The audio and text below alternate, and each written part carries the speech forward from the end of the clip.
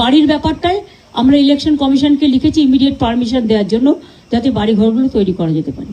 সবটাই সংশোধন করার ওদের একটা সুযোগ দেওয়া হোক। ইলেকশনের পরে সব ডিপার্টমেন্টকে প্রশাসনের মতো ওদের সাথে বসে সিদ্ধান্ত নেবে।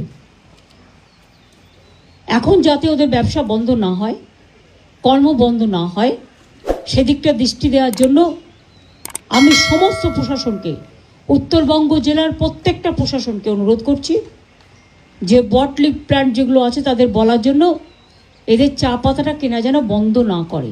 এটা মানবিক কারণ, এটা কোনো রাজনৈতিক কারণ নয়, এটা মানুষের জীবন জীবিকার লড়াই।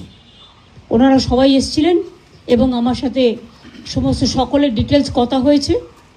আমিও ওনাদের অনুরোধ করেছি আপনারা বন্ধ করবেন না, খুলে রাখুন।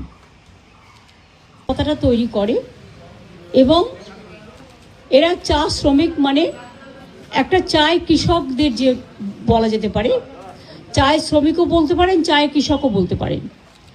এরা নিজেরা যেটা তৈরি করে সেটা যারা পাতা তৈরির কারখানা তারা এদের থেকে কেনে, তাতে তাদের চলে যায়। কিন্তু 2015 সালে একটা ইনস্ট্রাকশন দিয়েছিল টি বোর্ড, গভর্নমেন্ট অফ ইন্ডিয়ার, যে এদের এখানে কিছু পোকামাকড় আছে যেটা জন্য এটা বন্ধ করে দেওয়া উচিত। কিন্তু পরে আমরা খবর নিয়ে জানলাম এদের কোনো টাইম দেওয়া হয়নি, কি পোকা সেটা ডিটেলসে জানা হয়নি। ধরুন আমার ঘরে যদি কেউ বলে তোমার ঘরে একটা সাপ ঢুকেছে, সাপ ঢুকতেই পারে, কিন্তু সাপটা কেউটে না গোখরো না কালাজ, আমায় তো জানতে হবে, না জলডোরা। এক একটা সাপের এক এক রকম বিষয়, এদের জানতেই দেওয়া হয়নি অ্যাকচুয়াল কি ঘটনা, কেন এরা ভিকটিমস হচ্ছে। এর ফলে 10 লক্ষ চা শ্রমিকের, যারা নিজেরা 5 বিঘে জমির, 5 বিঘে জমি মানে আপনারা জানেন খুব ছোট্ট জায়গা, 5 বিঘে জমি মধ্যে তারা করে, তাদের সবটাই বন্ধ হয়ে গেছে এবং 10 লক্ষ চা শ্রমিক বেকার হয়ে গেছে। আমি সবটা শুনে ওনাদের রিকোয়েস্ট করলাম ওনারা যেন বন্ধ না করেন, কাজ চালিয়ে যান। কেন এই প্রবলেমটা হচ্ছে আমরা সেটা রিসার্চ করে আফটার ইলেকশন সায়েন্টিস্টদের সাথে কথা বলে, যেমন আপনারা জানেন সুন্দরবনে আগে যখন বন্যা হতো, নোনা জলে সমুদ্রের সব ধান নষ্ট হয়ে যেত। আমরা তখন রিসার্চারদের নিয়ে টিম তৈরি করে আমরা সেই ধানটার যে নোনা জলে যে ধানটা নষ্ট হয়ে যেত সেটাকে আমরা আজকে স্বর্ণ ধানে পরিণত করেছি এবং সেটা দারুণ ভালো ধান হচ্ছে। সেই রকম এদের যদি কোনো পোকামাকড়ের কোনো ব্যবস্থা থাকে, সেটা প্রশাসন, তার হেলথ ডিপার্টমেন্ট আছে, তার এগ্রিকালচার ডিপার্টমেন্ট আছে, তার এনভায়রনমেন্ট ডিপার্টমেন্ট আছে। আমার মনে হয় it is mainly related to health department and irrigation department. এবং টি বোর্ড আছে, বা টি বোর্ড কী করলো কি না করলো আমার দেখার দরকার নেই। আমি যারা পাতা বিক্রি করে এই চায় বাগান থেকে তুলে,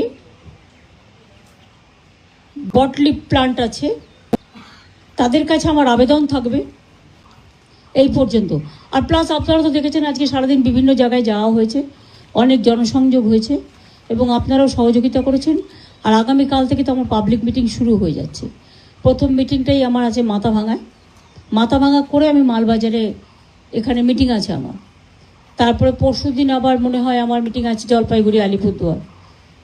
তারপরের দিনও আমার মিটিং আছে মনে হয় কুচবিহার একটা আছে, করে আমি আসবো না। পরের দিন আমি এতে যাবো রায়গঞ্জ আর তপন আর বালুরঘাট, না রায়গঞ্জ আর বালুরঘাট কনস্টিটিউয়েন্সি মিটিংয়ের জায়গাটা তপন আমি জানি, বালুরঘাট আর রায়গঞ্জেরটা কোথায় করছে সেটা আমি দেখে নিতে হবে।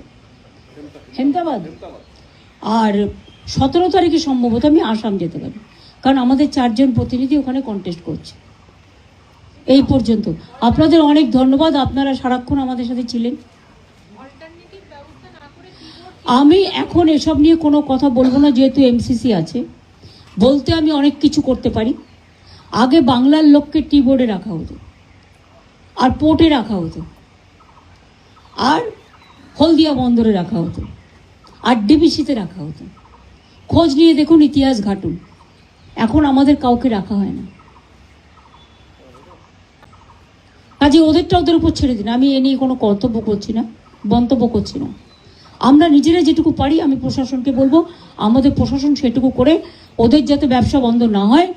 ছোট ছোট ব্যবসা, 5 বিঘা জমি কত, ধরুন ওই গেট থেকে দাঁড়িয়ে আছে, ওই রাস্তার ওইটুকু, খুব একটা বেশি জায়গা নয়। ছোট ছোট করে নিজেরা নিজেদের মতো করে। চাষিরা যেমন চাষ করে, ওরাও তেমনি চায়ের চাষ করে, চা পাতার। আসতেই পারেন, প্রত্যেক রাজনৈতিক দলের তার নিজস্ব অধিকার আছে। এটা নিয়ে আমায় কোশ্চেন করছেন কেন? ইলেকশনের সময় সব রাজনৈতিক দলই তাদের প্রোগ্রাম করতে পারে।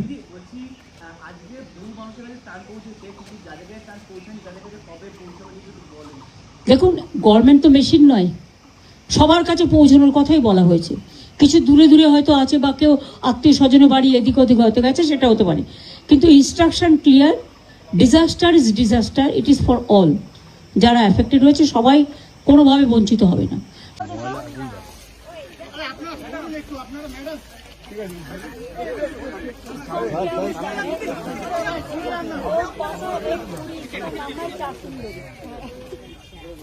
दो पत्ती और एक पूरी, इसको कहते हैं चाय सुंदरी।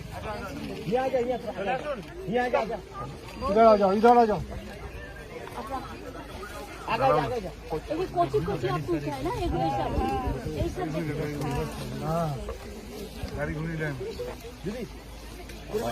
हम उधर में तुला था, चाय बागान का ड्रेस पहन के मैंने तुला था। मेरे को अच्छा लगता है।